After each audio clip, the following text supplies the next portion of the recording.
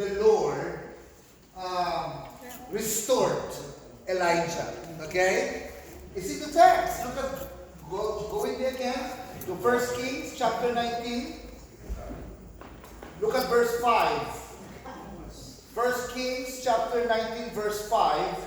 Then he lay down under the bush and fell asleep. All at once an angel touched him and said, "Get up and eat."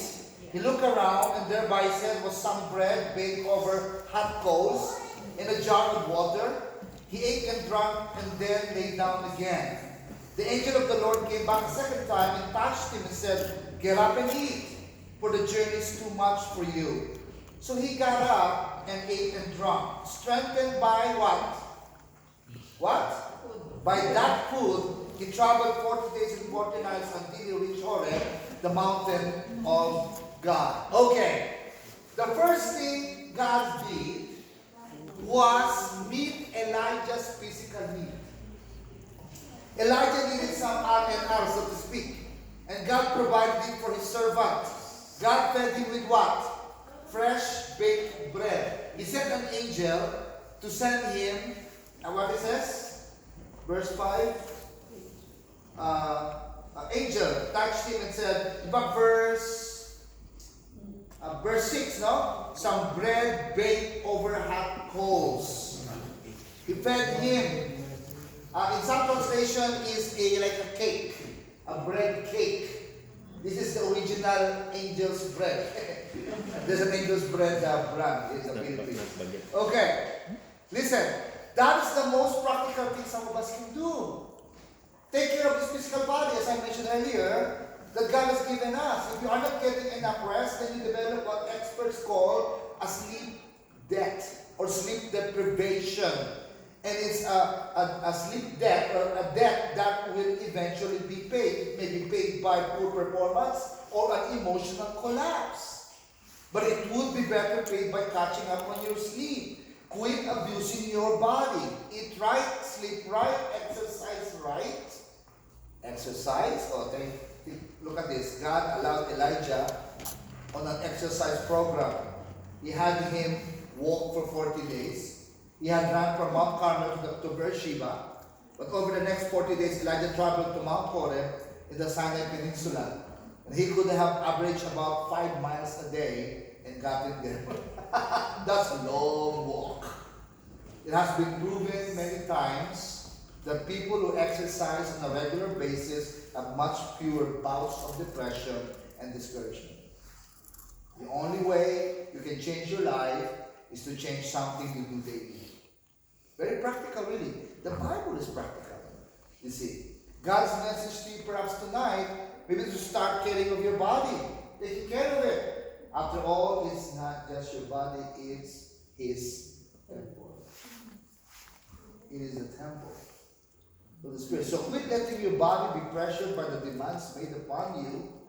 Because when your body becomes weak and ill, so does your spirit. Tell you what, many years ago, I was preparing a study for a midweek Bible study in church. And while I was studying, my mind spin, rather my brain, or my head spin, like that. I mean, that's how it felt. Then I opened my eyes, I was like, then I started falling on the floor. I was sitting on my chair, and then I started falling on the floor. Good that my wife was sitting on the other chair, and she saw me. I said, "Love." I said, "Ganun lang, love." And then she saw me falling, so she kind of caught me, and then laid me on the floor. And make the long story short, I had a checkup and everything in Suleiman, went to Manila for second opinion whatsoever. You know what the doctor said? Remember I told you this? That we were on the church, before in the church that on the third floor? Did I tell you that? 2 steps, you're going up third floor, right? 1, 2, 3 steps, I stopped and I tell you what, I breathe like this. I was so tired right away. After 3 steps up. Can you imagine? I was 32 at that time. So, my wife had to hold me in my arm. Okay, let's go up, okay? 1, 2, 3, stop. Can you imagine? This is on a Sunday morning. Let's stop again. 1, 2, 3, stop. And the church member saw it's like something's not right, Pastor Joe. I was able to tell him to go up and still preach that Sunday. But I had to kind of shorten it because I'm already kind of tired. Like, let's close the Sunday. Let's get that. And then that next day, I need to go to the hospital, had a checkup, and then had a second opinion. I traveled to Manila and alone. And my mom, my parents picked me up at the airport. I couldn't bring Lauren because my kids were still small at that time. So I had to go alone and have my checkup. And make the long story short, I thought it was spending only 1 week in Manila. It ended like 1 month. So I missed Lauren. I miss my kids, I miss the church, and so on and so forth. Because the doctor said, "Oh, after this checkup, you gotta do the checkup again. After this checkup, you gotta do the checkup again. You cannot have this checkup until we have the result of this." Like, what? So it's like prolonged. The first few weeks, the first week there, I was complaining to God. "Lord, why am I here? Lord, why am I?" But then the Lord, guys, looking back, I thank God for that experience. It was a breaking moment for me. But it became like also a time of realizing my need of Jesus, and it became a sweet time with the Lord, really. But anyway, so I was like tired, and by making a story short, after all the checkup, the doctor came to me one day and said, "You know what, Pastor? Do you play basketball?" I said, "I do." "Do you run?" "Yes, I do." Because at the time, when I was like this, I could play basketball and run. And I thought he would be saying, "Stop playing. Stop running because you have a heart problem." That's what I thought he would say. But then he said, "Continue playing basketball." I was shocked. "What? Continue running hard? Oh, really?" He said, "Nothing wrong with your heart. You have a healthy heart, in fact. So what's wrong with me? I mean, physically, inside, what's wrong with you? So what's the cause of all this?" Stress. Stress related. And then, looking back, you know why stress related? Because I was too busy, no day off, work, because the church was growing at that time. It was the church. Imagine, I came to Dumaguete, I'm from Manila, right? I came to Dumaguete, the former pastor went back to the States prematurely. So he left Dumaguete without really a pastor to replace him. There's only the elders. They were like for 4 years. So Calvary Chapel Dumaguete was without a pastor at that time for 4 years. Until, make the long story short, the Lord called me there, got to have a contact and so on. And so I went there. And so the church was like, maybe 60 plus at that time. Okay? So I came there and pastored the church, doing this, doing that. So busy actually, like, and especially when the church started growing. So when I came there 25 years ago, the church was like around 60 plus people. Now we have, of course, 1,500. But it was, church started coming, people are coming, are growing, and the more I get busier, with no enough leaders yet at that time. So can you imagine that? So it was that. It was stress related actually. Because I neglected to take care of my own self. Really. So I learned my lesson. Of course, at that time, I was start raising up leaders. And can you imagine when I first got to Dumaguete, I was able to go back to Manila for 6 years. Because there's nobody I can leave behind. My mom would call, no cell phone yet at that time, only landline. Okay, he would call, she would pray, whatever. "Hey Joe, when are you coming to visit us here in December? I want to see my grandchildren." Yes, she's looking for the grandchildren, not me. The grandchildren, I understand. I said, "Ma, I'm sorry, you cannot leave at this time. It's hard. 6 years. On the 7th year, of course, at that time, for the leaders, we raised up that I can leave for at least 2 weeks. So first time on the 7th year, went to Manila, visit, so on and so forth. So the point I'm trying to say is that I neglected my own body, so it was so stress related. And you know how stress can cause a lot of things, a lot of issues in our bodies, right? Being stressed. So, quit letting your body be pressured by the demands made upon you. Balance your life, guys. Balance it. The key word in life is balance. Don't you know in our theology, in the Bible, the key word is also balance. You know what I mean? For example, some group says, no more gifts of the Spirit for today. Because we have the Bible, it's complete, we don't have the gifts of the Spirit. On the other hand, on the other extreme, it says, if you don't speak in tongues, you're not a Christian. Which is wrong too. Okay? But here's the balance. The Bible says, so clear in the scriptures, that the gifts are still for today. But you must use it in accordance to scriptural instruction. You don't go to the extreme left, you don't go to the extreme right. You balance it in the Word. So the Word of God balances our theology. See? The same thing with life. You balance. Not only work, but balance it with some rest. This is not talking about being lazy. Being lazy is different. Okay? But balance your life. Okay? That's important. Because when your body becomes weak and ill, so does your spirit. Oswald Sanders, known to many as the pastor's pastor, said, and I quote, going to bed early and a change of diet will settle many a case of depression. End of quote. You see, God never expects us to be superhuman. That's only in the movies. Don't forget to sleep and play. And some of us need to learn how to relax. God made Sabbath for man and not man for the Sabbath. Jesus said that. So God took care of Elijah's physical need. And this to me is so glorious that the way God lovingly dealt with Elijah. He didn't answer his prayer by killing him, but instead he showered loving kindness upon him by feeding him and meeting his physical need. Why? Because, as we shall see later, God is not yet done with him. His work is not yet finished. If his work is done, then God will just allow him to die. But it's not yet over. But you know that when your life in Christ is not yet over, your mission is not yet over, you're invincible. Really. Okay? So, but live a life according to his purposes. But you see, God knows our frame, as I mentioned earlier. He understands that we are just dust. So, here's the second thing. What was the first thing God did to Elijah? He took care of his physical need. Okay, he took care of his body. He was so tired, he was hungry, he sent an angel and fed him. So it's okay. It's okay to eat. Okay? Eat not too much fats. But if you want to see the Lord, if you want to see the Lord, yeah, you want to see the Lord? Yeah, my store. Eat the children every day.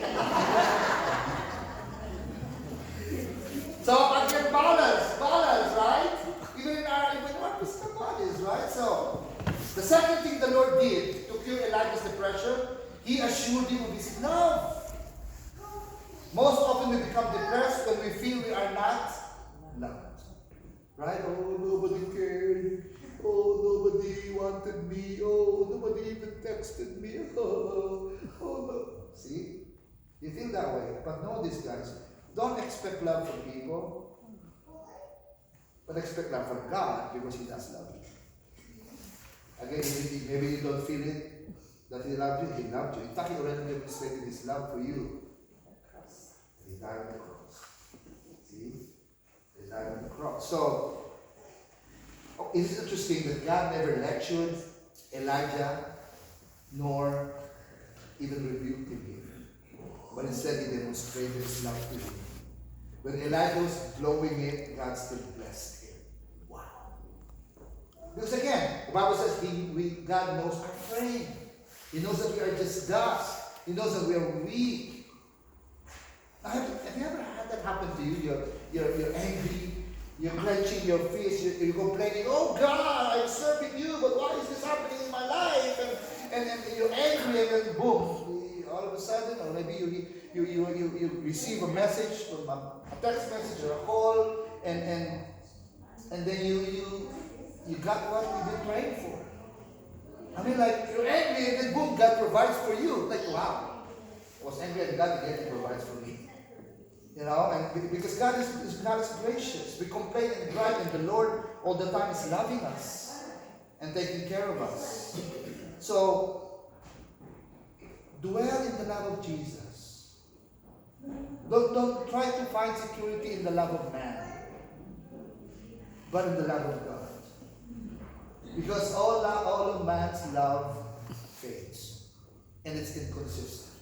But the love of God is ever consistent. It never changes, in fact. You see. Notice what the angel said in verse 7. Look at verse 7.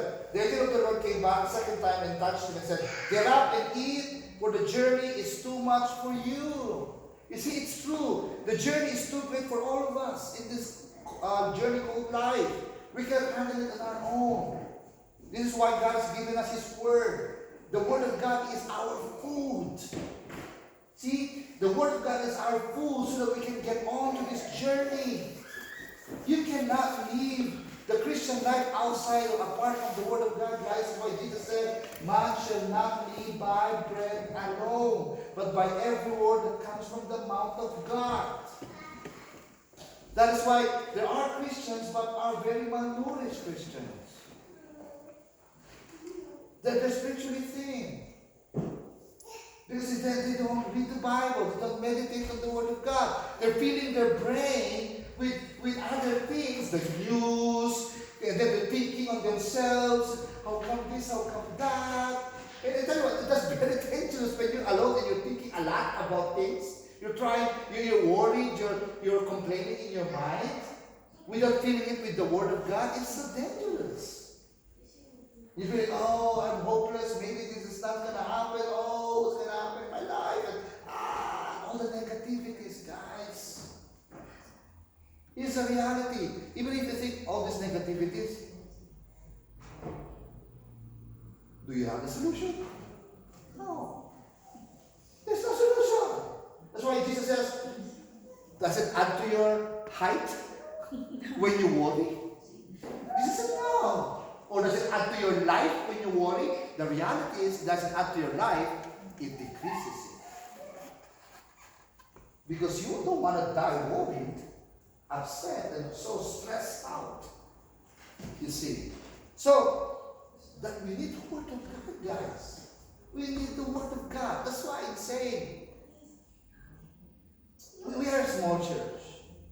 But when we came and the Lord opened this door, there's only one main thing really the Lord wanted us to do here. And that is teach and preach the Word of God. Chapter by chapter, book by book, verse by verse. Paul said, preach the whole counsel of God. That's why we do it. Verse by verse, chapter by chapter. Because I challenge you. I'm not saying we're better. No one is better. But this is what we're called to do. But I challenge you. You go around other churches here and tell me who teaches verse by verse, chapter by chapter, book by book. If you find one or two, let Boyd know. He'll pay you 100 for this tax. I get awake.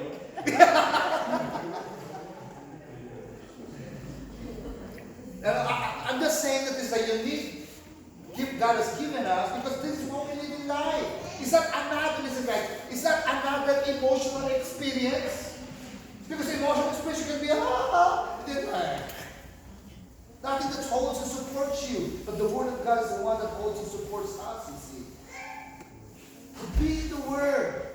I cannot overemphasize that. I trust you grow in the grace and knowledge of God through the Word of God. There's nothing else. There's no gimmick here. As you've been coming to Calvary, there's no gimmick. When we come here, we worship Jesus, we pray, we sing songs, we worship, we study the Bible, and God bless you, and we try to love one another, we eat there, and then, see? Then hopefully by the grace and the power of the Holy Spirit, we go out and practice what we learn. That's all there is.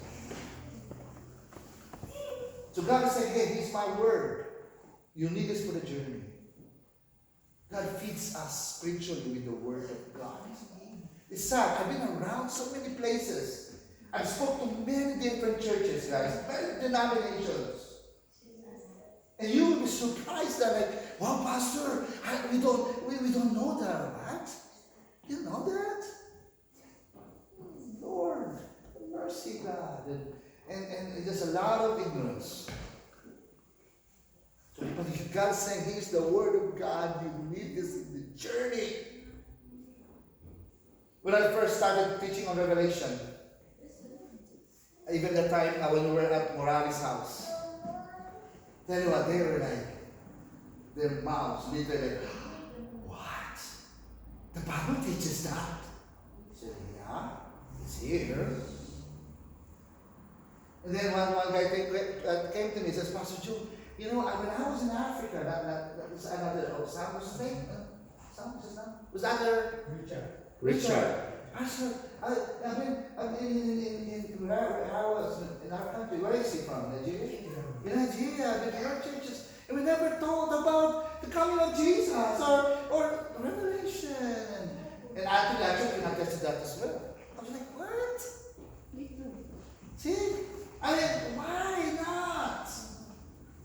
For us to be sustained in this journey, spiritual journey, we need food. And the food is the Word of God. There is no substitute for it. Third thing.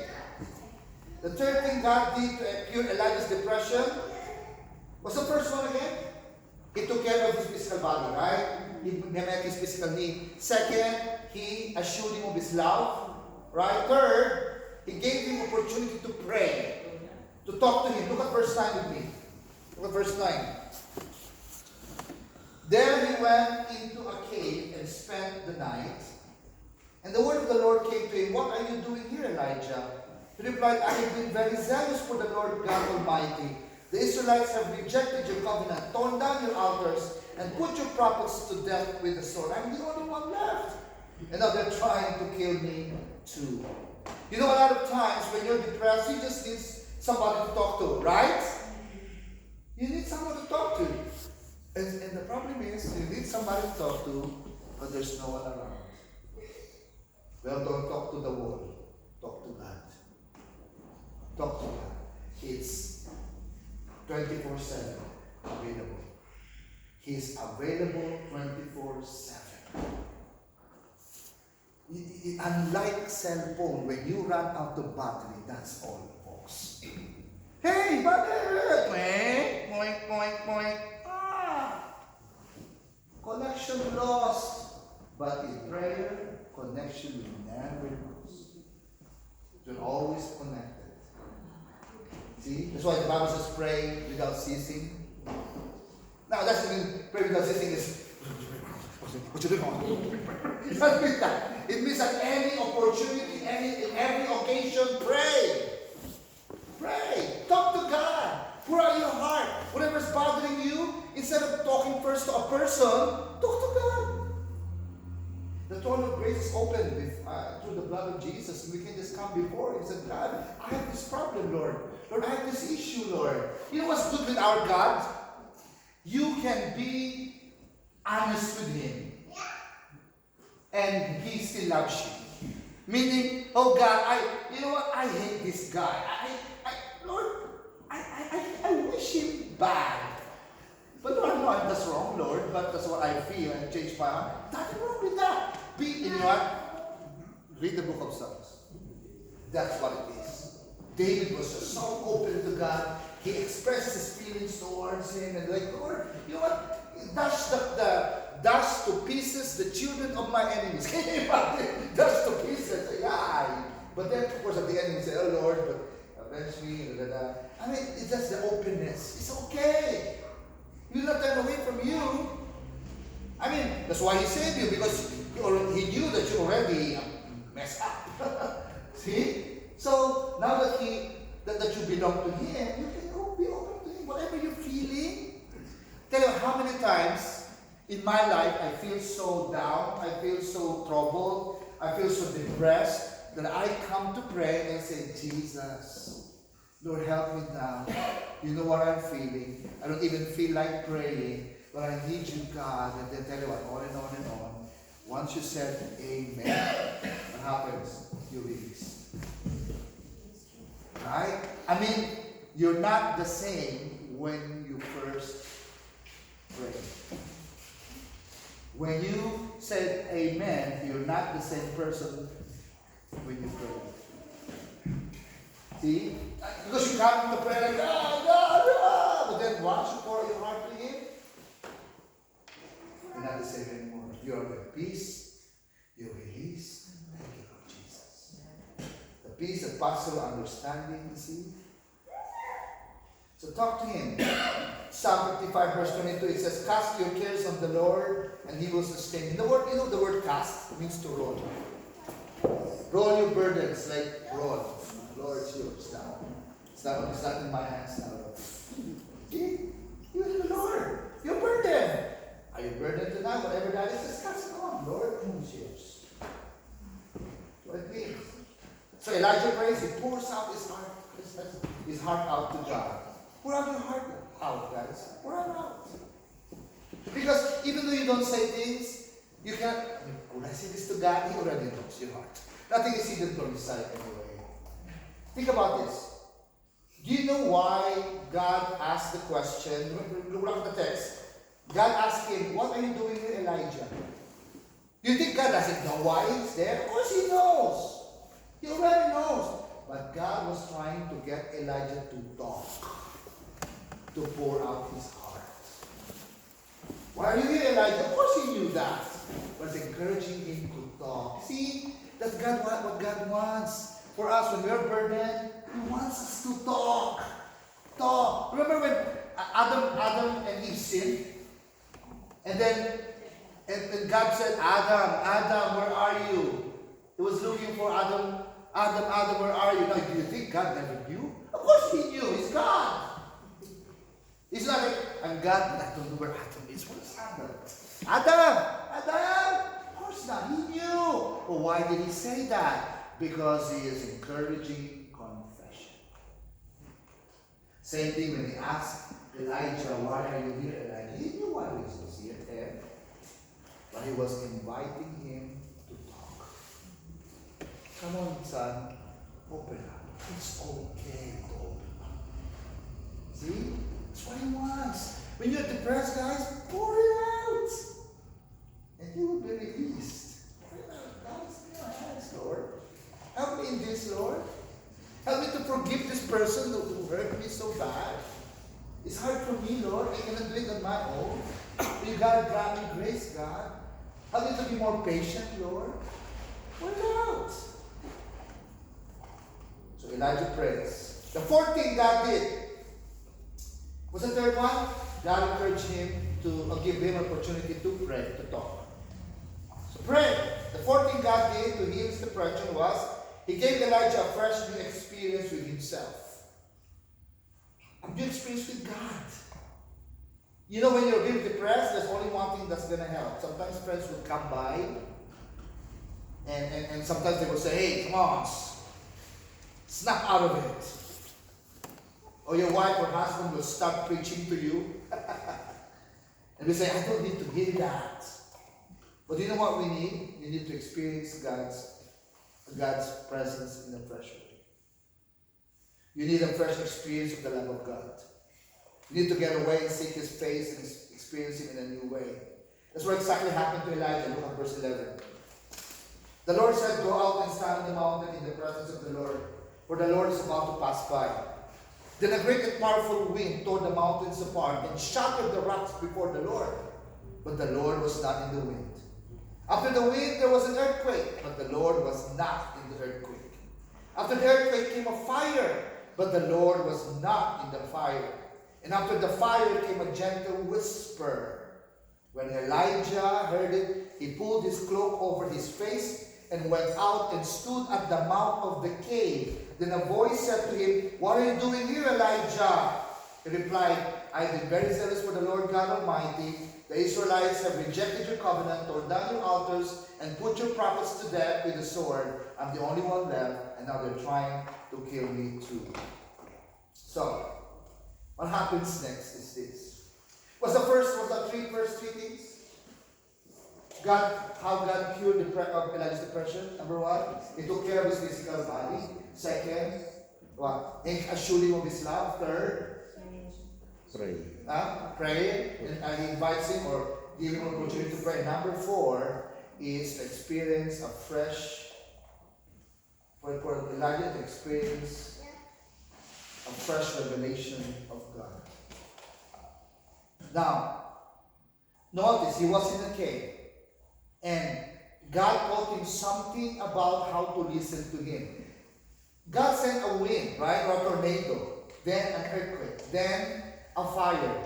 Just imagine for a moment, you're Elijah in that dark cave, you're trying to hear God speak, and suddenly you hear the sound of a powerful wind blowing. But then what does the text say? God was not in the wind. It's going to hear God's voice in the tornado. Then there's the rumble of a mighty earthquake. Boulders are dislodged and the rocks split. But again, Bible says God was not in the earthquake. And finally, there's a roaring fire. You're trying to listen, but all you hear is the crackle and the sizzle of the flames. And yet, God was not in it. And after these three powerful demonstrations, you hear a whisper. Elijah. Then again, Elijah. And you walk to the mouth of the cave. You hear the still quiet whisper again. Elijah, what are you doing here? Now listen, a lot of people think God is only in the loud, in the spectacular, highly energized emotions and exciting events. Where was God here? He spoke to Elijah in a still, small voice. Pastor, I went to church. God wasn't there because nobody rolled on the floor. Nobody cackled like a chicken. Have you been to church that cackled like a chicken? They said it's the Holy Spirit. Bark like a dog. I've been to a church. I said, why did I say? I was like, what's going on here? This is demonic. It's not the Spirit of God. Bark like a dog, can you imagine? Nobody spoke in tongues. Oh, nobody spoke in tongues. God was not in this place. But God spoke in a still small voice. God can speak in fires. He spoke to Moses, right, from a burning bush. God can speak through earthquakes or winds or fires. But here God spoke to Elijah in a still small voice. Now, here's the thing. Elijah's ministry was characterized by great demonstrations of God's power. In fact, God used him to perform miracles. Fire from heaven, stopping the rain. A jar of flour that never used stop. And the jug of oil that did not run dry. That characterized the ministry of the prophet Elijah. But here, God gave Elijah a fresh experience of him in a still, small voice. Sometimes we look for the spectacular and the visible when God is speaking to us in our hearts, in a still, small voice, through the Word of God. How many times that you sit there as we open the Word of God and you know, wow, that's me. Wow, that's for me. Oh yes, Lord, that's me. Oh God, I'm sorry, that's me. You knew the Lord spoke to you in a still small voice. And perhaps sometimes we could not hear him in our hearts because we're looking for him at the wrong places. We're looking for him at the spectacular. There was a brother, a worship leader in a certain church in Bulgaria. And it's a very Pentecostal church. But then, one day he met me and said, Pastor Joe, I just want to ask for prayer because I'm praying about leaving the church. Why? Oh, because Pastor, the pastor there, I'm a worship leader, and in the past few Sundays when I lead worship, there was no experience and all of these things that we usually do. And so he came to me after services, you know what, I think you're not